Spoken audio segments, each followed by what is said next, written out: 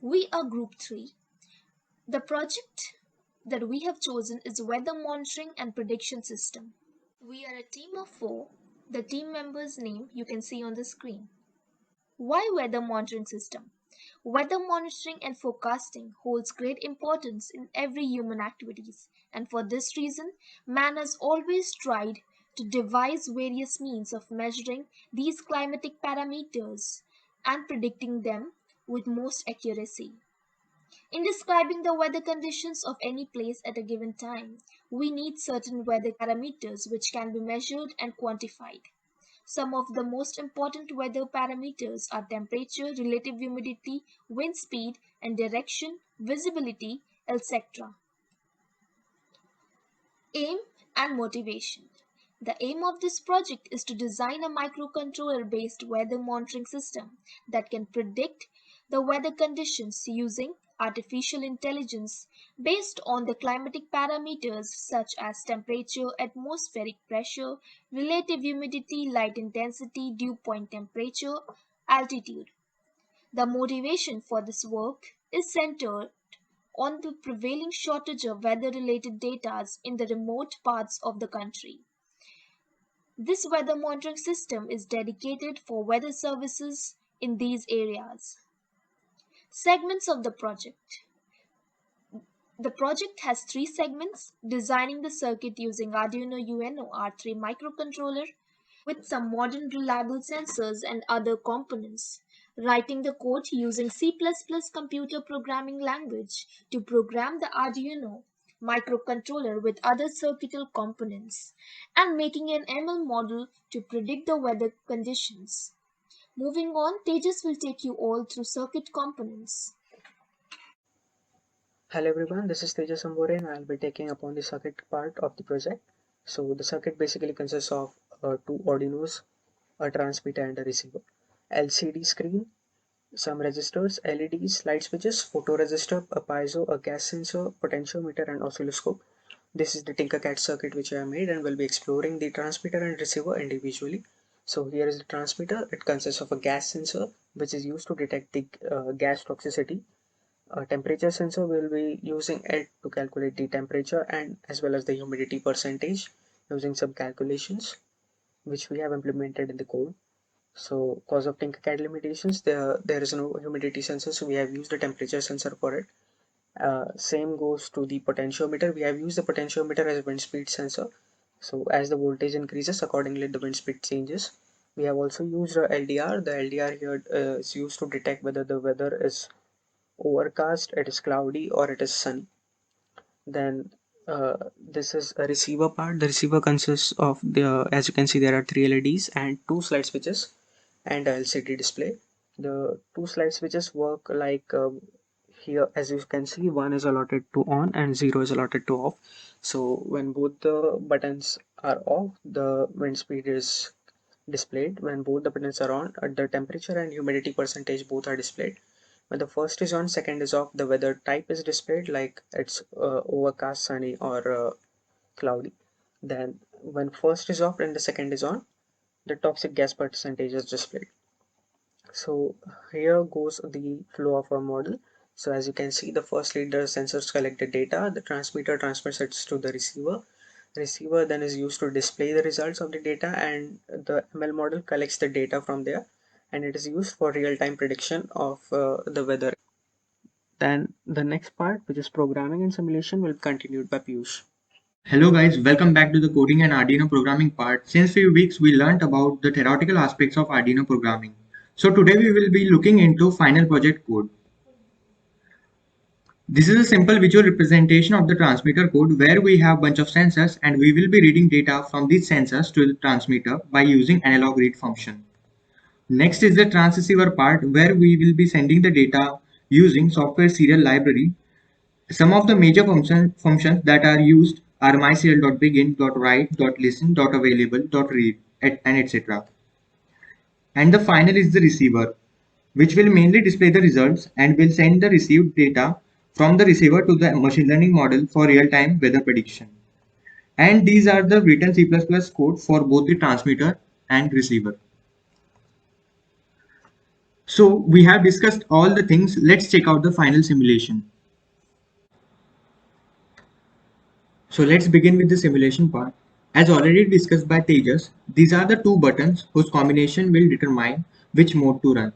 As you can see, both buttons are on. That means 1 state. It represents temperature sensing mode. So let's start the simulation and see. So as you can see, temperature is showing to be 26 degrees Celsius and humidity is 65%. And the green LED has turned on. So if the temperature decreases below 0 degrees Celsius, the blue LED turns on. If the temperature is in between 0 to 30 degrees Celsius, the green LED turns on. If the temperature rises above 30 degrees Celsius, the red LED will turn on. And in critical situation like when temperature rises above 40 degrees Celsius, the buzzer will turn on. So let's check by changing the temperature.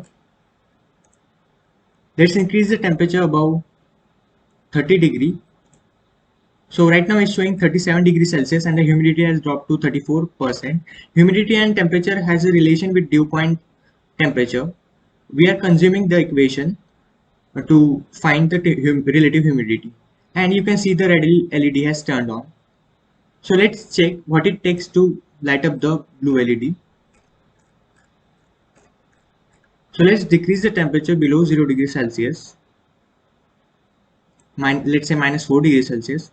And as you can see, temperature is minus 4 degrees Celsius, whereas humidity is 100%, and the blue LED has turned on. That means our temperature sensing mode is working fine. Now let's check another mode.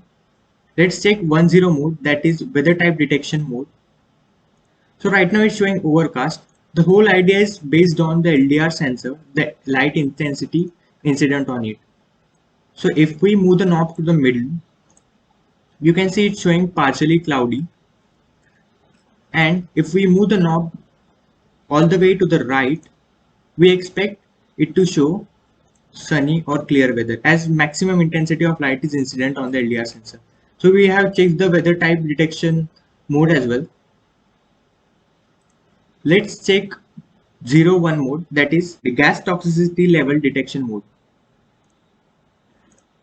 So as the gas cloud approaches the sensor, we can see on the LCD screen that the reading increases. Above 45%, the buzzer will turn on. So this is how the gas toxicity level detection mode works. And the final mode is 00, that is wind speed detection mode. So this is an analog potentiometer which is representing the wind sensor. And if as we change the position of the knob, you can see the wind speed also changes on the LCD screen.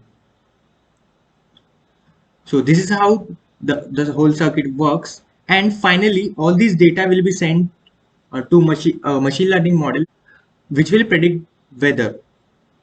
Now Ankit will take over. Hello everyone. Now that the predictive model has received the values, let's use these to make predictions. I trained two different binary classification models, logistic regression and neural networks. Neural networks is not a classification algorithm, rather it's a regression algorithm, but I applied some activation function to make it behave as a binary classifier. This is the heat map drawn using heat map plot of Seaborn. This plot utilizes correlation matrix that I created and gives the actual correlation between different features used for prediction and the target feature to be predicted. A value of 1 means perfectly related, while a negative value implies absence of any significant relation. Thus, it can help us to prevent overfitting the data.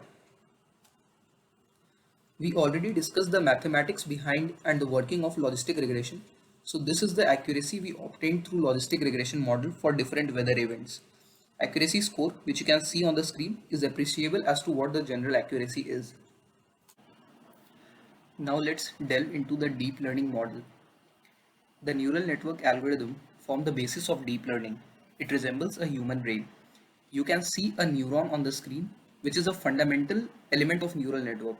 X is the input, W is the weight attached with X, and B is the biased weight, which doesn't have an input attached to it.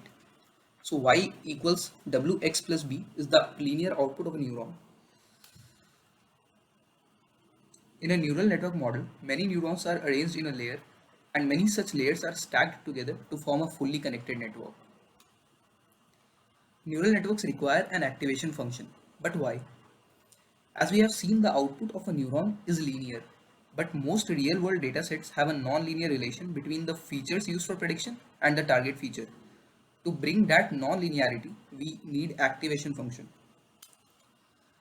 One of the most common activation functions used in neural networks is the rectified linear unit activation function, which is simply maximum of 0, x, where x is the output of a neuron. Now let's have a look at the practical implementation of the neural network. We have used TensorFlow library and Keras module to form our neural network model. In this snippet, you can see the model implemented for the prediction of rain. Similar models were trained for fog, thunderstorm, and snow. To compile the model, we need two things. A loss function that measures how good the network's predictions are, and you can see we have used binary cross entropy loss function, and an optimizer that can tell the network how to change its weight. We have used Adam optimizer function, which belongs to stochastic gradient descent. Stochastic gradient descent is a family of optimization functions used by neural networks. This GIF shows how neural network learns through minimizing the loss by optimizing its weight. Now let's have a look at the accuracy and loss plots for different neural network models. For rain model, the accuracy is 83%. For thunderstorm model, it is 85%. For fog model, it is around 95%. And for snow model, it is staggering 99%. The reason accuracy for snow is so high is that there were very few days on which snowfall occurred in the training data set as well as the validation data set. Now let's have a look at my Jupyter notebook where I created the model and trained it. So this is the import of all necessary modules and metrics. Here I have loaded the dataset and carried out the data cleaning and feature engineering so that the dataset is prepared to be fit into the ML model. You can see. This is the heat map that you saw in the slides. In this part, I loaded the logistic regression model and splitted the entire dataset into training and validation sets so that I can test my model's accuracy on unseen data. These are some analysis graphs I plotted using Seaborn and Matplotlib. And here it is the creation of a neural network for different weather events. As you saw in the slides, these are the plots for training and validation losses that need to be minimized, and this plot shows how the accuracy increases after every round of training.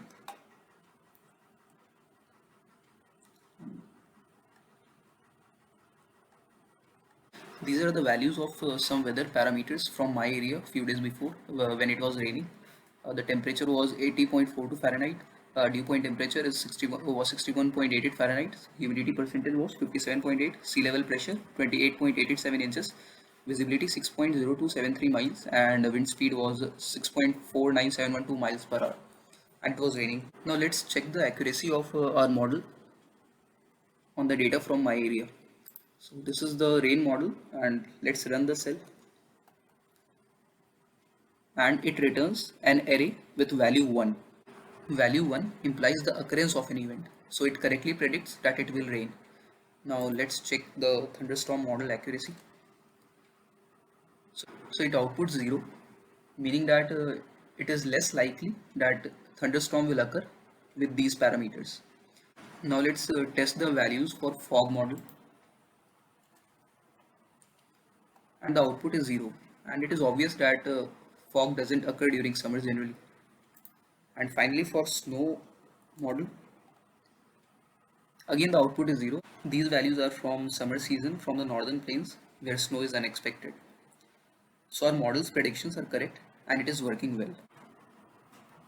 These are some future changes that we can include in our project. Addition of more sensors to monitor other weather parameters. The power and resource requirements should be decreased as the machine learning model requires large computation power. The quality of dataset can be improved by adding more events of snow and fog type, and we can train our model to predict other kinds of weather events as well. So this was all. Thank you.